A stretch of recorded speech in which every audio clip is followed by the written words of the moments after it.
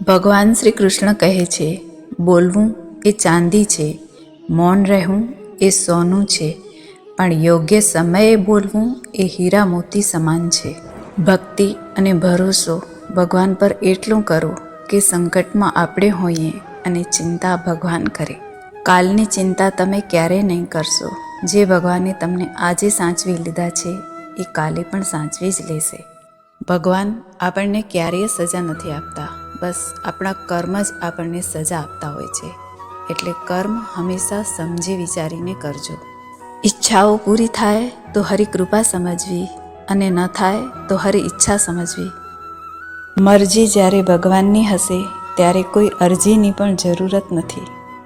મુશ્કેલીના સમયમાં કોઈ સાથ ના આપે તો દુઃખી ના થવું, કારણ કે ઈશ્વરથી મોટું હમસફર આ દુનિયામાં બીજું કોઈ નથી. મુશ્કેલી વગરનું જીવન મળે એ માટે ક્યારેય પ્રાર્થના નહીં કરતા, પરંતુ જીવનમાં ક્યારેક મુશ્કેલી આવે તો એને પહોંચી વળવાની ભગવાન તમને તાકાત આપે એવી પ્રાર્થના જરૂર કરજો.